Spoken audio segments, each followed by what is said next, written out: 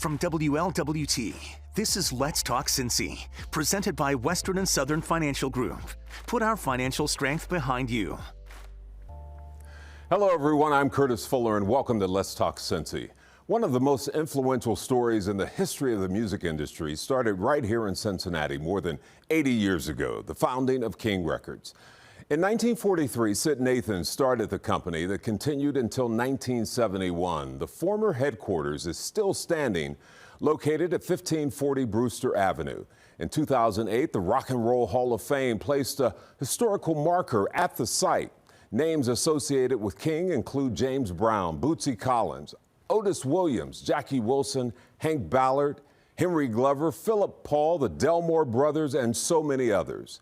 Breaking racial barriers from bluegrass music to R&B and rock and roll, King is credited with revolutionizing the music industry. Today on Let's Talk Cincy, one of the efforts to preserve the legacy. Here now is my conversation with two members of the King Records Legacy Foundation, Patty Collins, the wife of Rock and Roll Hall of Famer Bootsy Collins, and Ken Butts, the son of King Records legend Otis Williams of the singing group The Charms.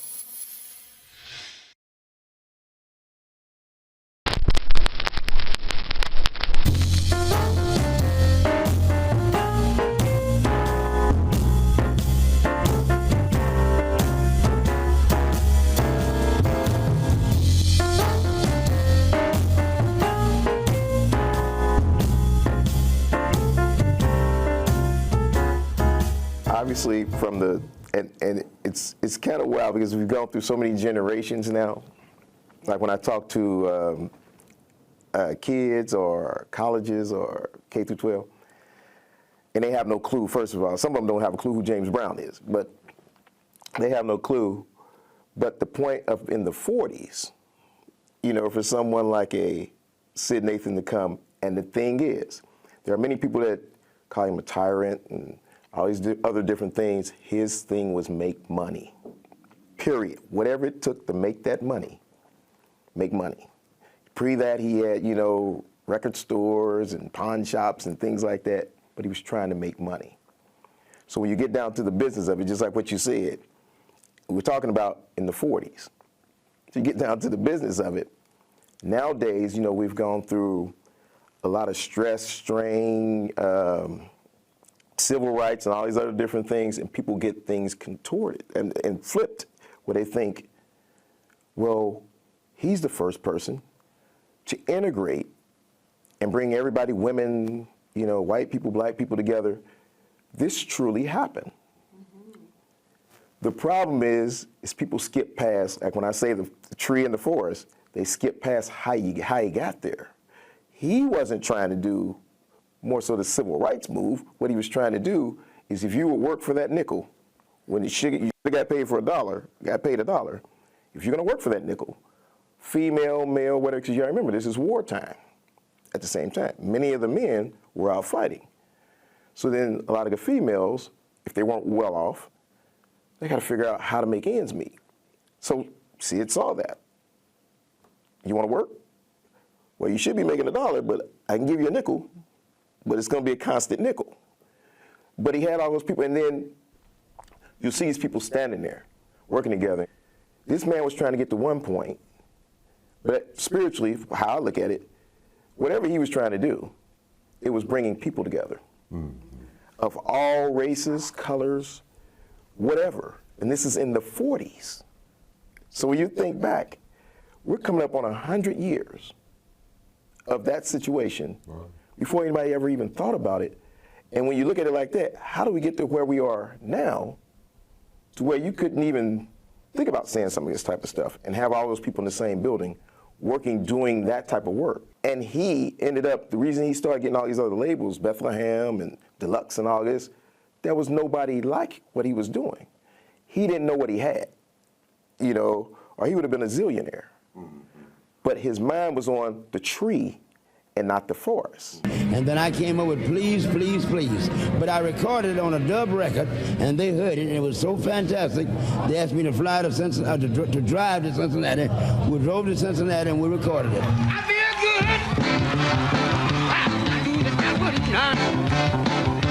good.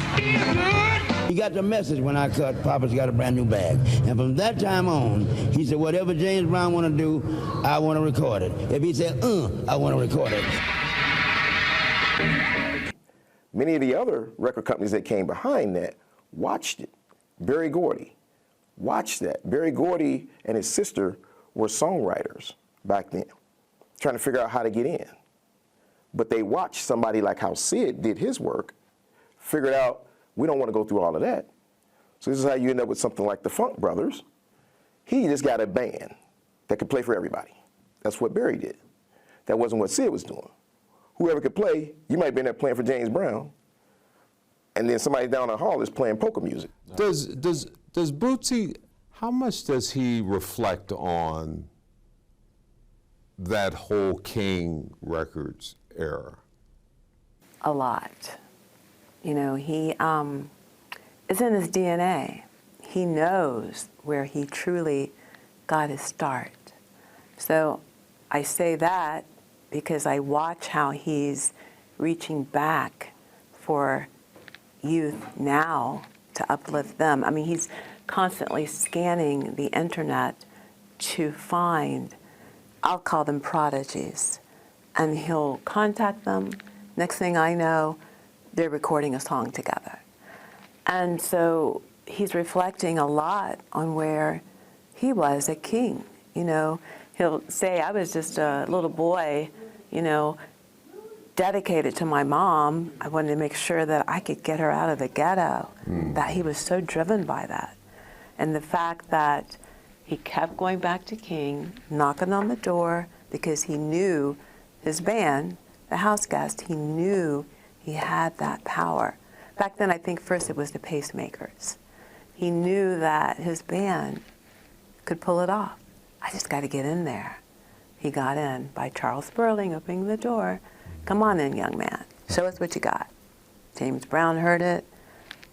He became the studio band.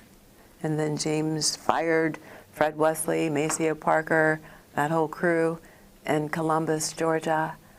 And then he got a phone call from Bobby Byrd, who was the Famous Flames. And Bootsy said, you are not telling me that James Brown wants us as your band. I don't believe you.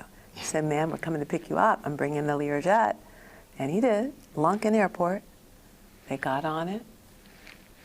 They flew. So what an opportunity. So it's always there that he'll bring. Sometimes have to bring it out of them, like you know, or another interview, but it's always at the top of that interview. I'm like, wow.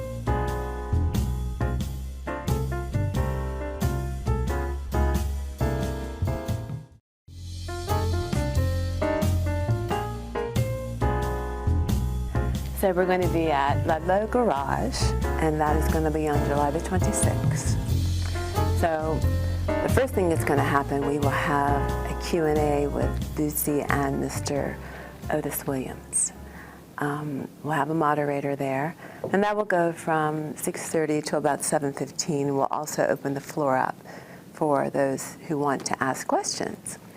That piece of our fundraiser is a part of what we call our tabletops. So we're selling 24 tabletops. Again, all the money goes towards our King Records Legacy Foundation, which, again, we're the stewards for King Records. So if someone purchases a ticket for being able to have that tabletop, which is tabletop, 4 seats around it, and it is $400 for that, but they're the ones that will get the Q&A. Then the doors open at 7:30, and that's when anyone who's purchased a seat, which is for $25 at Ludlow Garage, they get to come in. Show starts at like 7:55, where Kent and I will take the stage and welcome everyone. We have some amazing artists, and Kent knows Bootsy's heart when it comes to musicians. So the way we're packaging this whole situation is Bootzilla Records, which is Bootsy Collins and our company, presents the Bootzilla artist for the King Records fundraiser, which is very exciting to us. So our artists are starting with Action, who will do a song called Freedom. Jamie from All for One, I believe is the group. Jamie from All for One and Bootsy produced a song for Action, so he'll perform that, along, I think, Candace Cheatham, who's one of our singers also, will be there. Then following that, Manny Pemberton, who does this wonderful Michael Jackson, James Brown little set. Plus, he has some awesome music that Bootsy's producing on his behalf, will be there. Then Miss Jess Lamb, Cincinnati, we love Jess Lamb. She's coming to perform a couple songs, which is awesome, from her label, Queen City is her label, Queen City Records. And then our headliner is Drian. Drian is flying all the way here with his band from around the country, and he was featured on The Voice. And Snoop was his coach, I believe, and still is. So he's our headliner, and he'll do an amazing 45-minute set. We're hopefully going to have the little pinup girls walking around with the 50s outfits on. Some of my Bengal friends are coming. So it's just going to be a really fun night of music, entertainment, talking about King. There'll be some King trivia, King mission moment, merchandise with T-shirts, a step and repeat, just all kinds of great stuff. But it's going to be all that. So that's what the fundraiser looks like.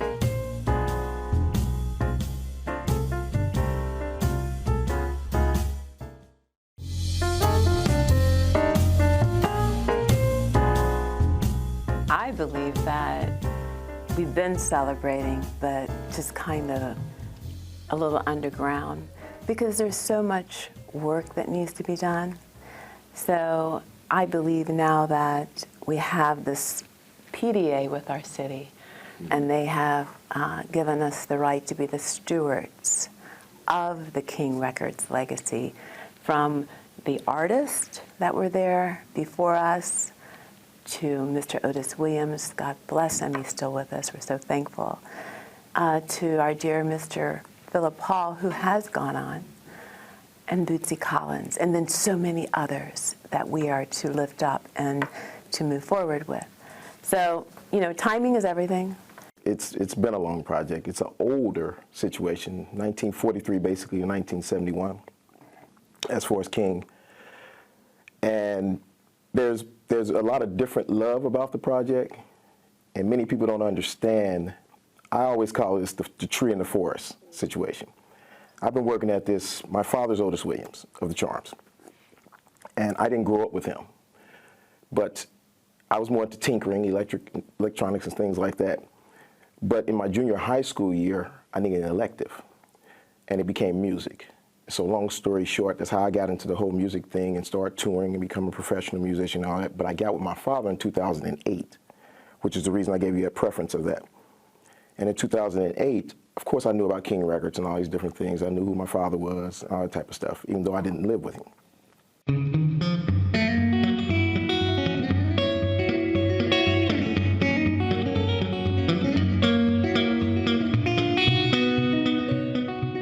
King did not start as black.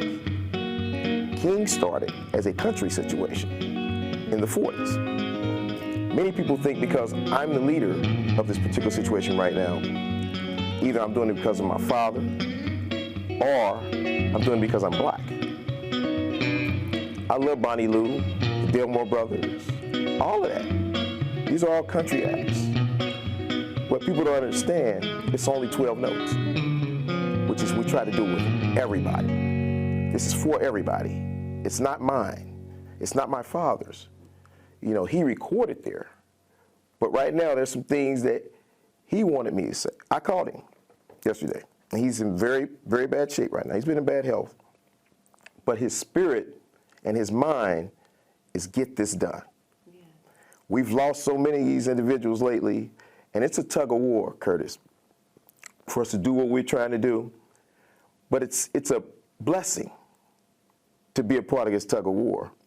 Obviously, we wouldn't put this type of time in. We have the building, so it's a good ground floor to have. Now, the building was almost tore down, and I was on the beginning of that whole process when I was with a different board before we started the King Records Legacy Board.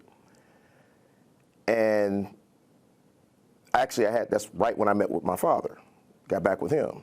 And like I said, all this was timing, perfect timing, because 3 weeks later, that building would have had a wrecking ball on it, which is amazing. All of that happened in that same little period of a month, basically. So the principle of what's going on right now, I feel where I sit, I've been tasked by what we call the three kings. One has since passed, Mr. Philip Paul, my father, and Bootsy Collins. So that was the three kings. So we started a little campaign with that. Within that campaign, they pulled me to the side out of the crew of who was there and said, you need to be the one. Okay, I'll do that. I'll commit to it no matter what, no matter who says what. In that, I have to do my research. Not so much on, there are a lot of people around here that know a whole lot more about King Records than I do. I never recorded there. I will never kid anybody. I may at some point, but I never recorded there. That's not really there are enough people that recorded there that need to get that story told. Part of what I want to do as I speak with others and other members of my board and things like that, I have to look at everything, not just the building. But since I'm here in Cincinnati, and that's what really our city is concerned about, I'm laser focused on, let's get the building built. You know, we do have an architect that's now on board, Mr. Ryan Newman, and we're going to be able to sit down and draw up plans. You know, the dream is, you know, we'll have a cafe, we'll have the museum part, we'll have a space for recording, we'll have a space for events, you know, all these different things, and show that historical part of, you know, this is where James Brown's desk was. Maybe we have the desk as well. This is the spiral staircase that's still there, right? Mm-hmm. This is where James went from the recording to up to his office. They're showing those beautiful things, but at the same time, we know that it has to have that space where you can make money so that you can, you know, sustain what we're doing with the building. You know, we're looking at to get the building into a status to where we can start getting to phases, that's 15 to 20 million easy, just to do that part. And have it functional for people to come in, do this over here. One big thing, obviously, we have the studio. The actual studio space is still there. It's like a chamber. So it's actual sound. I'll send you some stuff on an artist that I had in there that plays drums. So he did the funky drummer beat in the same spot where it was recorded with his drums. And then there's a song on that very album, I think it might be number 2. Yeah, JB Tribute. That came from the King Records building. Oh, but, wow. Yeah. Wow. That's the actual beat being played in that building lately. That's how exciting that is. So I say all these things to you to say, that would be out of the gate for me, right. 15, 20 million to get it to where we need to go. But then there's growth in it that I need the public to get involved in those type of things, and it will definitely grow. Yeah. But we got phases. Back now to this phase, which is this get together, the 26th of July. I have to ask, and because you didn't mention it, is Bootsy going to play that night? No, he's not going to play, but he will do the Q&A. And, you know, the way Bootsy has phrased his chapter right now in his life is, you know how the NFL players retire and they become coaches. And that's who he is at this moment. He's a coach for up-and-coming artists. And he's excited that his fans are now accepting him, that he's not with the bass that weighed 45 pounds around his neck, the outfit that weighed another 20 pounds. So imagine that. He had armor.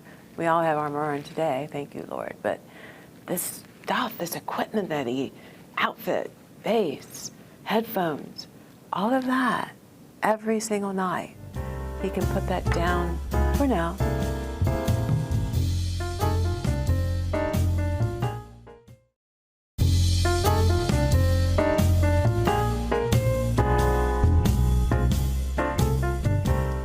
Finally today, as I mentioned at the top of the program, one of the most familiar names associated with King Records is James Brown and his band, the JBs. One of the members of that group is a music legend himself, Cincinnati's own Bootsy Collins. Here's a portion of my interview with Bootsy as he shared memories of James Brown and his days at King Records. When I started doing recordings over King Records, he started really wanting to know who we were. He heard about these brothers, these two Collins brothers, you know, and then he started to checking us out. We didn't know he was checking us out because we were there. Charles Sperling from Lincoln Heights, he was the one that took us over to King Records. Right? Yeah, he played piano and guitar. Okay. Artie Sherman. Okay. He was the organist. Okay. But we did records for Charles, and we did records for Artie.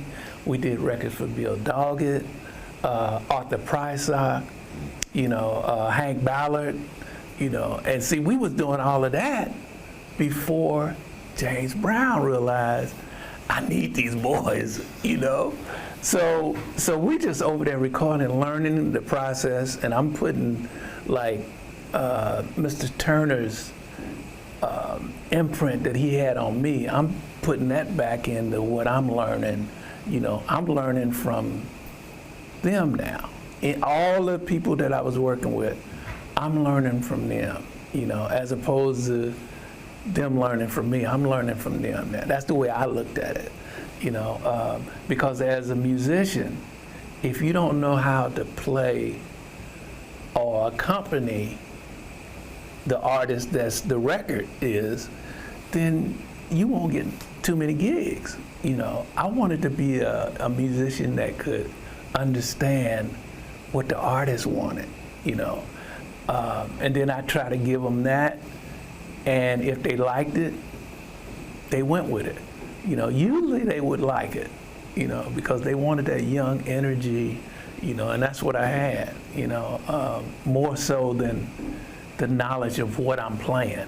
You know, I just played what I heard in my head, you know, and 99% out of 100, they like what I was hearing. That's the same thing with James. You know, he liked what I was hearing. Bootsy still has a lot of that young energy. Next week, my full interview with the Rock and Roll Hall of Famer, Bootsy Collins. Yeah, like you've never seen him before. Well, that does it for the program today. Thanks for tuning in. I'm Curtis Fuller. I'll see you next time for another edition of Let's Talk Cincy. Until then, have a good day and a better day tomorrow.